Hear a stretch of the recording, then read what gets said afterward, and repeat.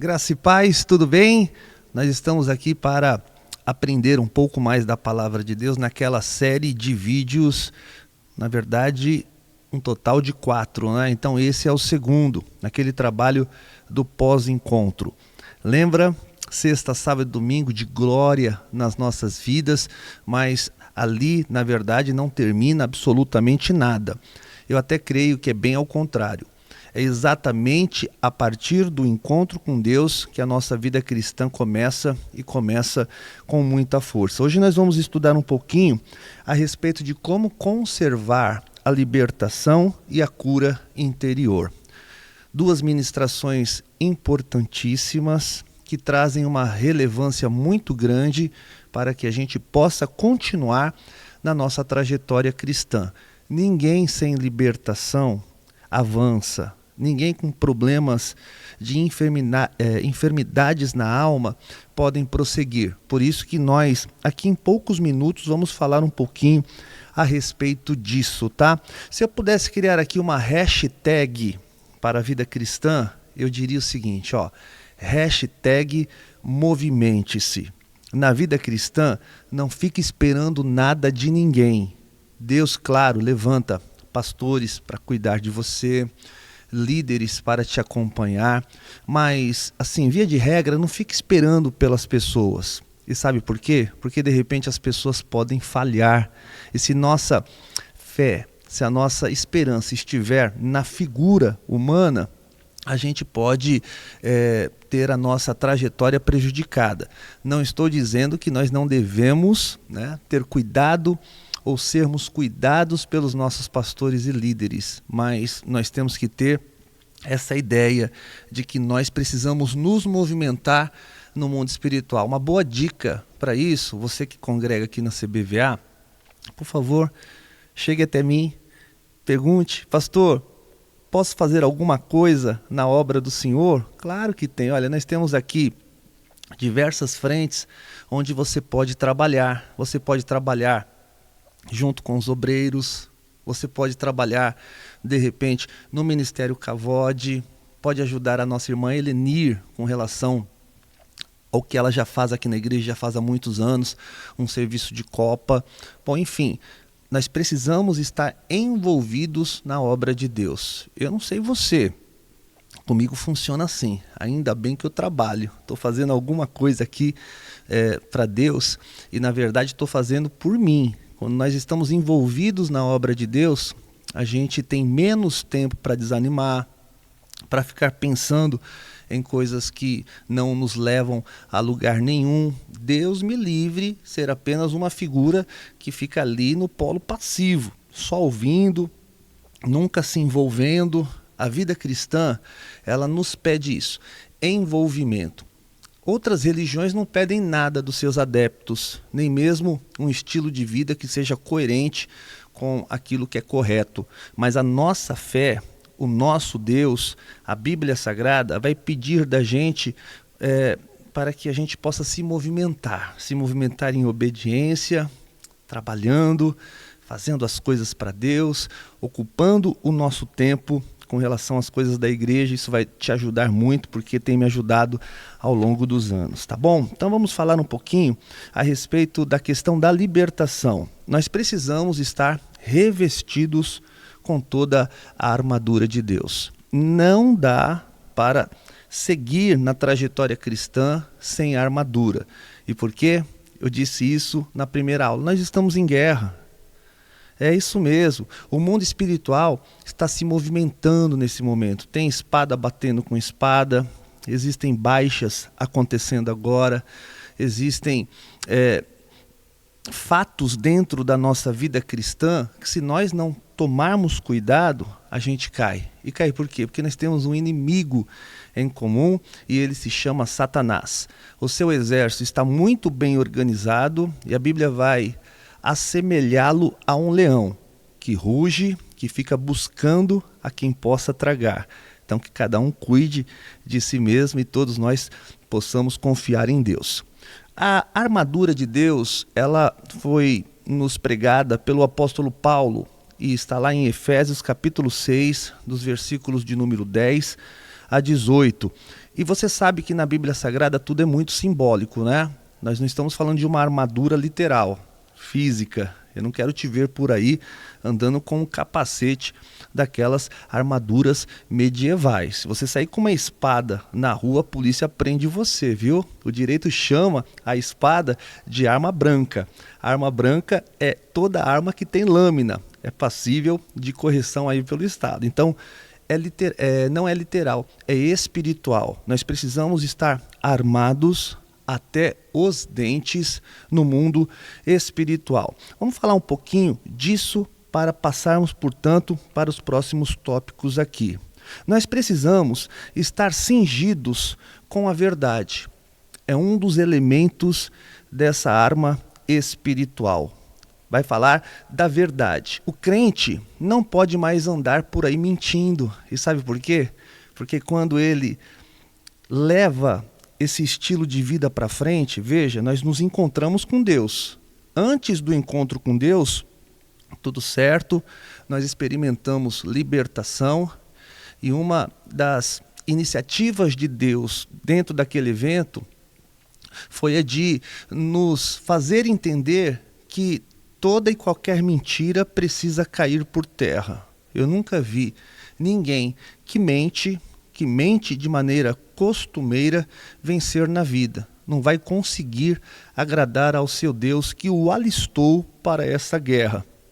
Quando nós mentimos, é como se parte da nossa armadura caísse por terra. E se a gente lembrar, talvez você tenha visto isto em filmes, né? Se você perceber alguém que está lutando ali no calor daquela batalha e não está protegido por um escudo, por um capacete, por uma couraça, se não está adequadamente preparado para essa batalha, fica muito vulnerável. E nós podemos ficar vulneráveis muito sutilmente no mundo espiritual se nós não estivermos de maneira completa com essa armadura sobre a nossa vida espiritual. Então, verdade é um dos elementos que não podem faltar nessa composição, nessa armadura que de maneira completa a gente precisa vestir, tá? Olha, vestindo-se da couraça da justiça. Um dos elementos aqui dessa armadura é a couraça. A couraça, ela servia, literalmente falando, e serve espiritualmente falando também para proteger o coração, o órgão mais importante do corpo humano. Ele, se for atingido, fatalmente levará essa pessoa a uma baixa, né? A morte. O coração, no âmbito mais espiritual, é onde estão guardadas as nossas emoções. Eu já vi pessoas perdendo para suas próprias emoções.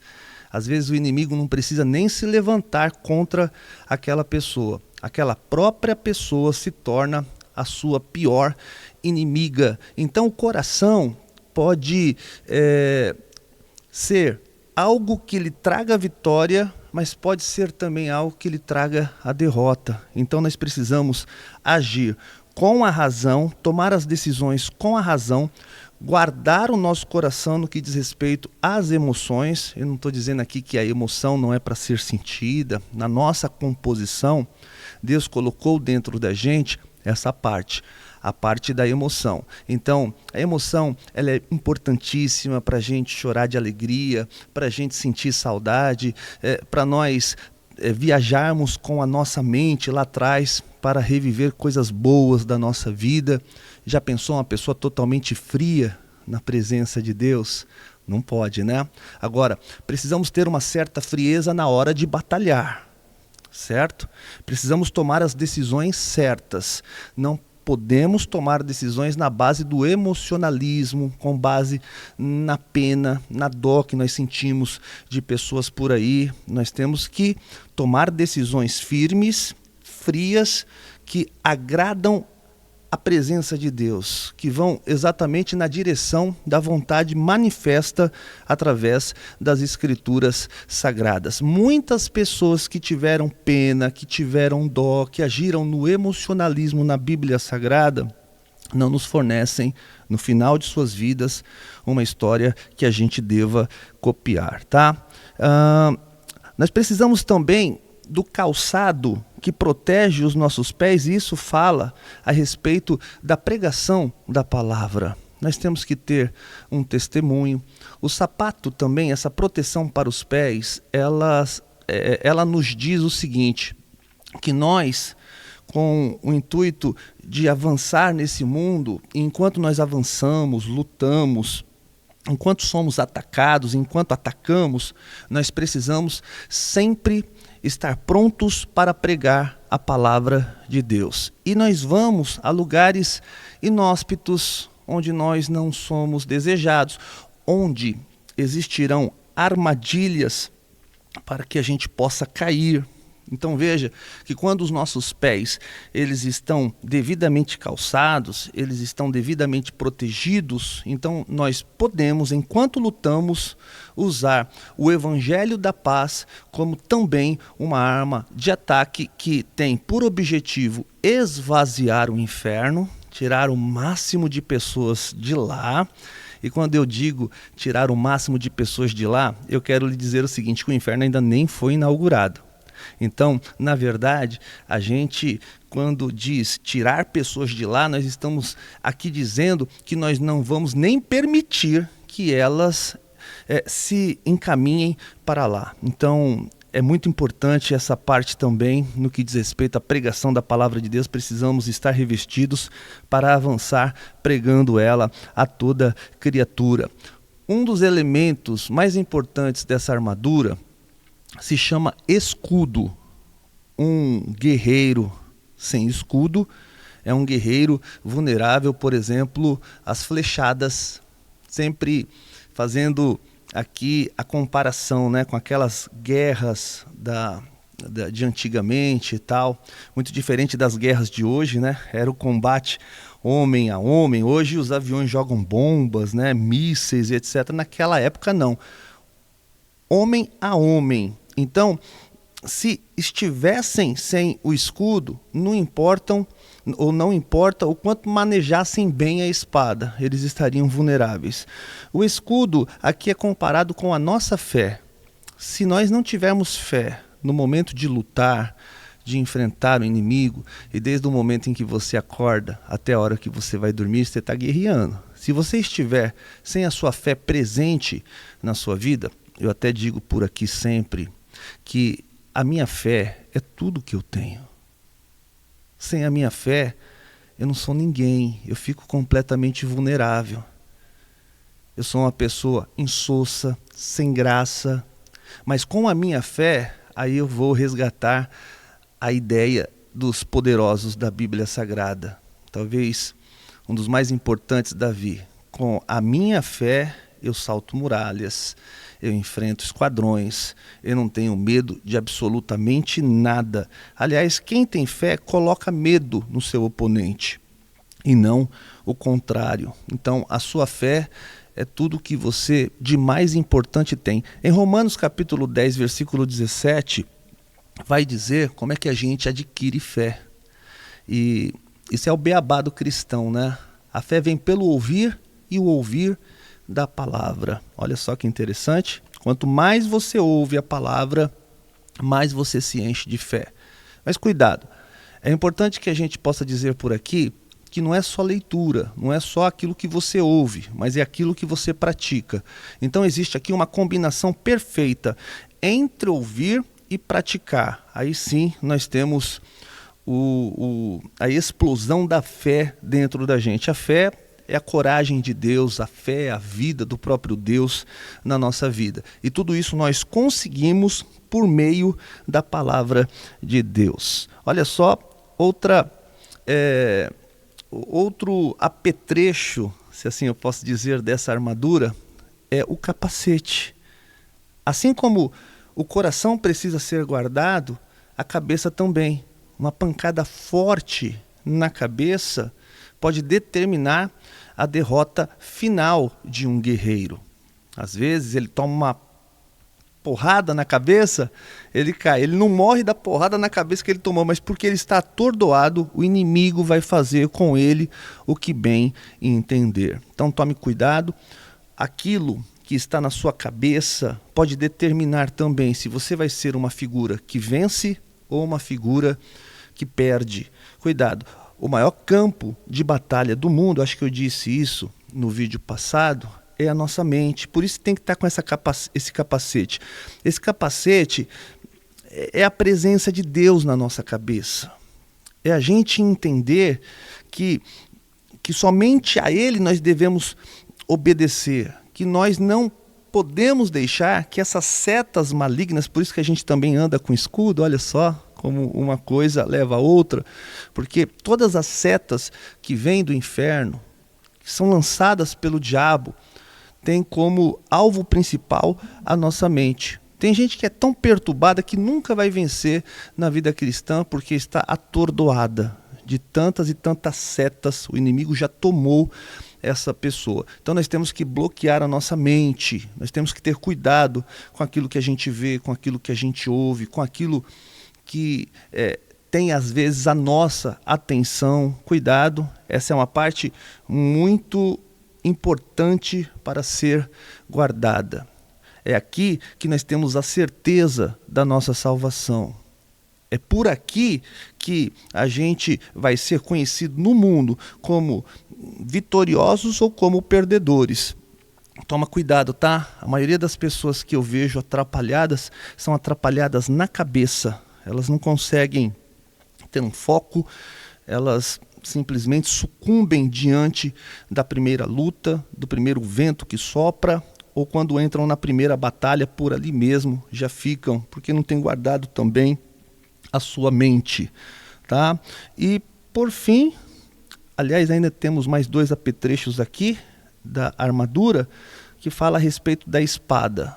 O que é a espada no mundo espiritual? É a Bíblia, é a palavra de Deus. Com ela, tanto nós atacamos, quanto também nós nos defendemos. Então a espada, ela serve para isso. É a Bíblia, é a palavra de Deus. Você vence pela palavra de Deus. Talvez nós temos aqui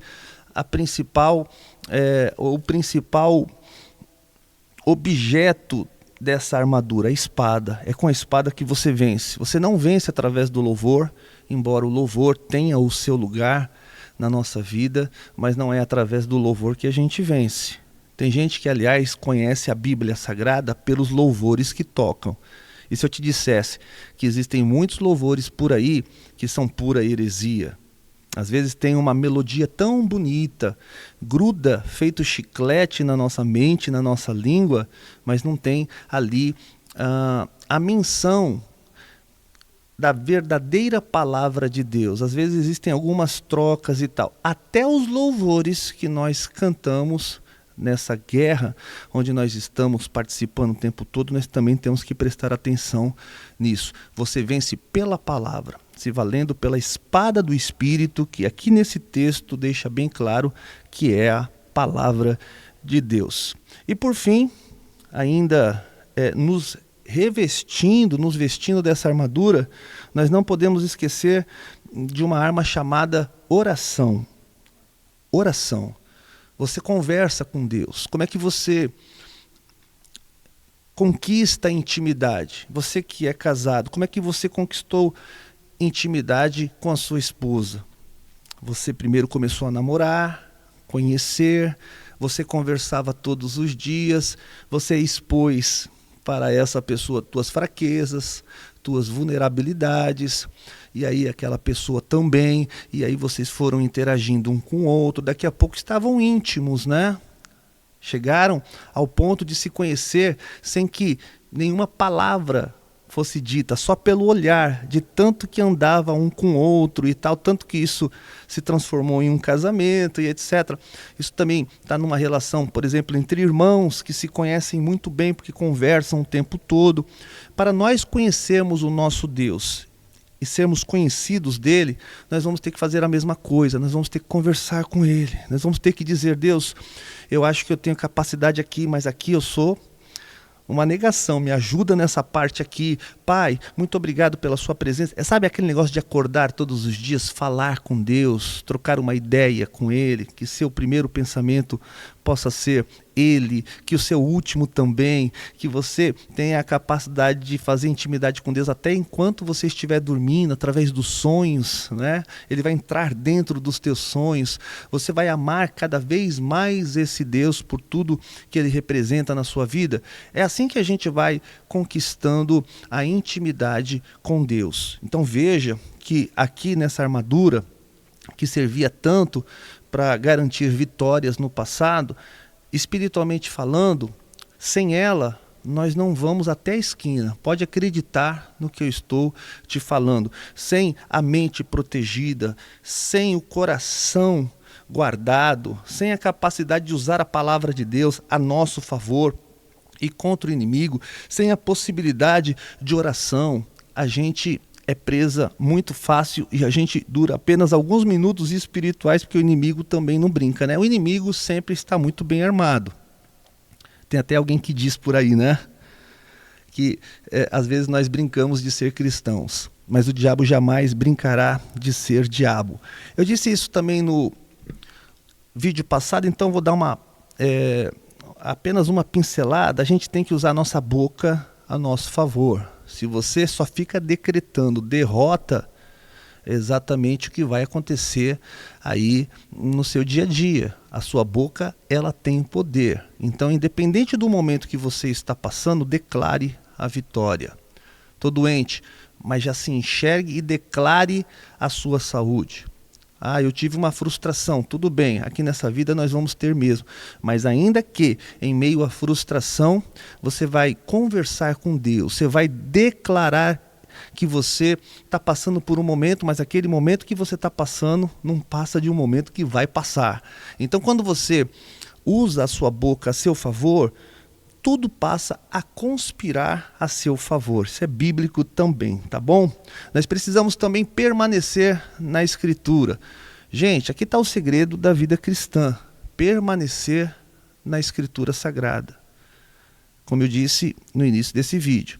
Outras religiões, outros pseudos deuses, nós sabemos que não existe nenhum outro Deus além do nosso. Mas nas religiões, nos ídolos fabricados pela mente humana, eles não pedem nada dos seus adeptos. Pode continuar falando palavrão, pode continuar adulterando, pode ficar bebendo, se drogando, pode levar a vida que quiser. Nas outras religiões você pode perceber, é mais ou menos assim. Na nossa não. Nós precisamos, a fim de experimentarmos as experiências com o nosso Deus, nós precisamos permanecer nas Escrituras Sagradas. Você lembra lá em Mateus capítulo 4, que Jesus vence o diabo? Não foi chamando o anjo para apoiar, não foi chamando Deus para fazer alguma coisa ali naquele lugar em favor dele, ele não pediu ajuda de ninguém, e ele tinha toda a possibilidade para fazer isso. Ele poderia estalar os seus dedos e o diabo pegar fogo, sumir, virar cinzas na hora. Mas como que ele venceu ali naquele deserto? E por que ele venceu daquela maneira? Porque aquela é a maneira certa de se vencer. Mas também para nos mostrar nesse tempo presente que nós podemos vencer o diabo apenas usando a palavra de Deus. Então, como lição de casa aí, eu gostaria que você depois pudesse dar uma lida em Mateus capítulo 4 para você ver como é que o crente vence. Deus mostrou como é que o crente pode vencer ali, tá bom? Crucificando a carne, fazendo todas as renúncias que são necessárias. Num primeiro momento isso pode te parecer muito difícil, mas depois você vai acostumando. É a disciplina do corpo. Você sabe que uma empresa, para ser próspera, precisa ter disciplina. Na família, para ter também prosperidade, precisa ter disciplina.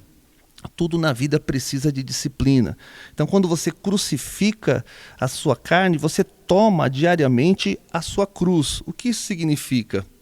Significa que eu tenho deveres, claro, eu tenho direitos, mas eu tenho deveres e eu tenho responsabilidades. Responsabilidade por zelar pelo meu testemunho. Sabia que tem muita gente que diz por aí, e esse é um pensamento bastante mundano, né? Eu não devo satisfações para ninguém, ninguém paga as minhas contas. Já ouviu alguém falando isso? Talvez você mesmo já tenha falado. Quando você é cristão, isso cai por terra. Esse é um ditado, né? Um dito popular que não cabe para nós cristãos. Nós temos sim uma reputação a zelar e até o apetite que será aberto na vida das pessoas com relação a Deus, tudo isso pode passar pela gente. As pessoas podem querer se aproximar de Deus só em observar o nosso modo de vida, a nossa conduta, mas elas também podem querer se afastar dele só porque nós estamos dando um mau testemunho aqui nesse mundo.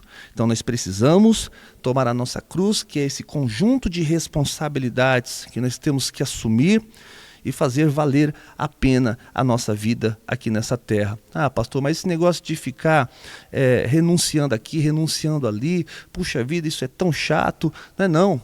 O primeiro beneficiado é você. Quando se fala de crucificar a própria carne, esse é um convite a abandonar os vícios, os seus vícios. Vem cá, vamos concordar? Eles prejudicam você ou Deus? O vício da bebida prejudica Deus ou prejudica quem bebe? Prejudica quem bebe. Então todos esses conjuntos, esse conjunto de regras, não pode isso, não pode aquilo, não é para beneficiar outra pessoa, senão a nós mesmos. E num segundo plano, estabelecer essa possibilidade de cada dia mais nós termos intimidade com Deus. Pessoal, a Bíblia ela é clara quando ela diz, eu acho que é João 15 ou 14, né? Vós sereis os meus amigos se vocês fizerem o que eu vos mando. Quer dizer, e o que ele manda, na verdade, é para proteger a gente da gente mesmo. Entendeu? Então, quando a Bíblia fala disso, nós temos que prestar bastante atenção. Crucificar a carne também é beabá na vida cristã. Nós precisamos desenvolver uma vida de louvor e de adoração contínua. Você sabia que o louvor cala o inimigo, né? Então, nós temos aqui uma arma chamada louvor, que há pouco eu disse que não serve para salvar sua vida, para te orientar no meio da batalha. Esse é um encargo que só a palavra ela pode trazer. Mas o louvor é uma arma de guerra, a adoração. Quando nós ligamos a nossa mente com Deus, nós estamos adorando o nosso Deus. E veja que o louvor pode ser por meio da música. O louvor não é só música, tá? Quem faz CTL sabe disso. O louvor é falar bem de alguém. É a admiração manifestada através de um movimento corpóreo, de um movimento espiritual que pode se dar por meio da música. Então, quando você estiver vivendo dias que não estão sendo fáceis, musicalize o seu ambiente. Tem uma parte na Bíblia, Isaías capítulo 6 vai dizer que os anjos ficam de um lado para o outro dizendo: Santo, Santo, Santo, Santo é o Senhor dos exércitos. E eu acho que tudo isso acontece em meio à música. Então imagina uma grande orquestra celestial tocando e os anjos cantando, cantarolando, voando de um lado para o outro, adorando a Deus. Você consegue mentalizar nesse tipo de ambiente alguma tragédia, alguma tristeza, alguma angústia? Então musicalize também o seu tempo. Coloca lá um louvor, coloca lá na Rádio Gospel Capital, que tem muitos louvores, palavra, oração. Ocupe, é importante que você entenda que enquanto você está adorando a Deus, você está ocupando a sua mente naquilo que é positivo, naquilo que vai trazer para você fortaleza espiritual, tá? Outra coisa muito importante é manter uma vida de comunhão em um ministério espiritual. Falando de comunhão, né? Quando nós estamos agrupados, é muito mais difícil para o inimigo pegar qualquer um ou qualquer uma das pessoas que estão agrupadas. E sabe por quê? Porque quando mexe com um, vai mexer com todo mundo, certo? Então a comunhão é muito importante. Se você passou pelo encontro, mas não está congregando, você já está correndo um sério risco. E eu não tenho como te falar isso de uma outra maneira. A comunhão te protege. Deus age no coletivo, sobretudo. Deus, o tempo todo, está te orientando, está está na Bíblia Sagrada. Ó, quão bom e quão suave é que os irmãos vivam em união, e essa união se dá por meio da comunhão na hora do culto, na hora da célula, enquanto você está agrupado. Nós somos seres gregários, significa dizer que nós somos seres que foram idealizados por Deus para andarmos junto de outras pessoas, não em solidão. Então a comunhão, ela vai te proteger de todos os lados. Agora, Deus não pode, ou não tem o desejo de ficar protegendo gente desgarrada. Veja que existem histórias na Bíblia, inclusive, de um pastor que deixa 99 ovelhas muito bem guardadas, agrupadas, aquele grupo está seguro, e ele vai atrás daquele, o bom pastor, né? Vai atrás daquela ovelhinha desgarrada. Ele foi e buscou. Agora, se aquela ovelha insiste em ficar desgarrada, vai chegar uma hora que, por melhor que seja o pastor, ainda que seja melhor do que o bom pastor, não vai dar conta, porque também a gente não tem condições de andar com quem não quer andar com a gente. Então, é proteger a mente. Você precisa estar agrupado, protegido pela comunhão. Você precisa estar protegido pela sua liderança, pelo seu pastorado. Mas, por favor, tome cuidado, faça a sua parte também nesse sentido. Procure cumprir sua função dentro do corpo de Cristo. Quando se fala disso, está se falando de ministério. Busque a presença de Deus. Uma das oportunidades que você tem é trabalhar dentro da igreja. Busque os dons espirituais. Isso fala de ministério. Procure ser uma pessoa que vai ser usada nas mãos de Deus. Eu digo para algumas pessoas aqui que muitas delas só vão dar certo se elas estiverem no altar, não é nem próximo do altar. Tem muita gente com vocação para a pregação da palavra de Deus. Por exemplo, esse tipo de gente, se ficar longe do altar, esfria, e daqui a pouco está longe da presença de Deus. E eu fico muito feliz de participar de uma igreja que dá oportunidade para as pessoas. Só fica sem fazer nada quem de fato não entende o valor de um ministério. Então, você tem duas frentes aí para agir: trabalhando dentro da igreja, sendo um voluntário na casa do Senhor e buscando a sua especialização espiritual para ser uma ferramenta nas mãos do Senhor, seu Deus. E não estou falando só de altar, que você busque em Deus capacidade para poder aconselhar outras pessoas, para trabalhar com casais, com jovens, porque nisso nós temos aqui um segredo que não é mais, porque agora eu vou revelar. Quando nós estamos ocupados cuidando de outras pessoas, nos falta tempo até para ficar lamentando, ficar brigando com esposa, com esposo, ficar o tempo todo mais para lá do que para cá. Quando nós estamos cuidando de pessoas, primeiro, nós temos uma necessidade de ser exemplos, porque nós estamos cuidando das pessoas. E as pessoas que são cuidadas por nós passarão a observar as nossas vidas. E isso não é ruim. Isso vai disciplinar você para você ser uma bênção nas mãos de Deus. Você precisa se entregar por completo a Cristo. Isso daqui fala da libertação, da cura da alma. Se ficar qualquer pedacinho do lado de fora dessa entrega, é exatamente ali que o diabo vai investir. É ali que ele vai ver uma porta onde ele pode entrar, e quando o diabo entra, meu amigo, aí a coisa fica bastante complicada. Pastor, a minha vida está entregue a Deus, mas as minhas finanças não. Então você deixou um pedacinho, uma porta aberta, que os espíritos malignos podem entrar para contaminar todo o restante que eventualmente você tenha entregado para Jesus. Pastor, está difícil entrar na minha cabeça essa ideia de ser um dizimista, mas é bíblico. A palavra de Deus diz que nós temos essa responsabilidade. Pastor, eu não oferto na igreja, mas você gasta tudo depois na pizzaria. Veja que nós temos a responsabilidade de financiar a obra de Deus. Deus nos tem dado para isso. Então, por que eu estou falando de dízimos e ofertas? Porque existem pessoas que estão há décadas na igreja, nunca dizimaram, nunca ofertaram. Veja se essa não é uma brecha para o diabo entrar e fazer a sua festa. Agora, experimenta ser verdadeiramente um dizimista fiel, alguém que oferta com alegria. E só para não alongar aqui nesse assunto, eu quero te contar uma experiência rápida. Eu nunca vi ninguém que é dizimista fiel e ofertante na casa do Senhor não ter, inclusive, para dar. Sabia disso? É verdade. Quando surge uma dificuldade na igreja, sempre vem daquele que, puxa vida, não entende essa questão ainda. E quando nós pedimos uma ajuda para a igreja, a primeira mão que se levanta é do dizimista e é do ofertante. Agora, cá entre nós, quem dá demais não deveria ter de menos? Só que a matemática no mundo espiritual é bem diferente. Quem não dá nada deveria ter mais.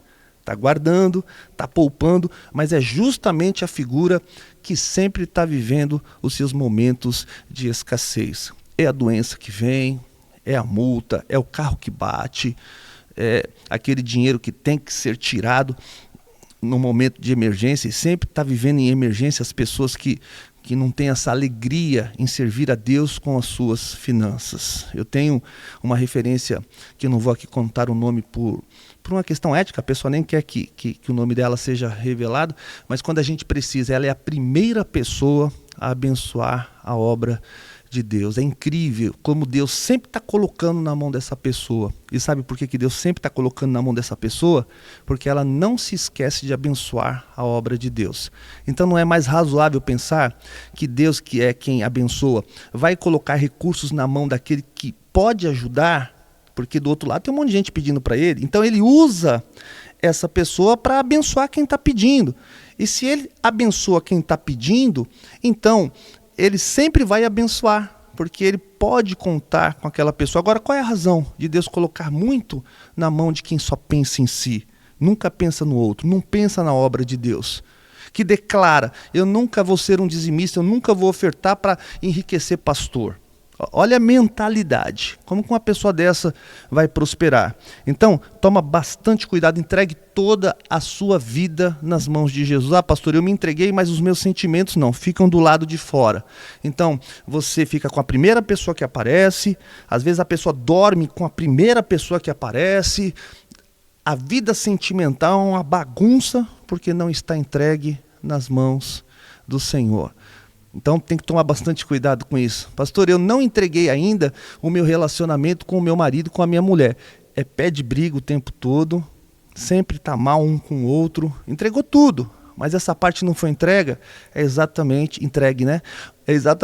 onde o inimigo entra para fazer o que ele de melhor faz, que é arrebentar com a vida das pessoas. Então, cada pensamento, cada sentimento, por favor, passe pelo filtro da palavra de Deus. Tome cuidado, os espíritos demoníacos estão esperando de você apenas uma brecha. Entregue todas as áreas da sua vida e assim você vai estar fechando todas as brechas, tá?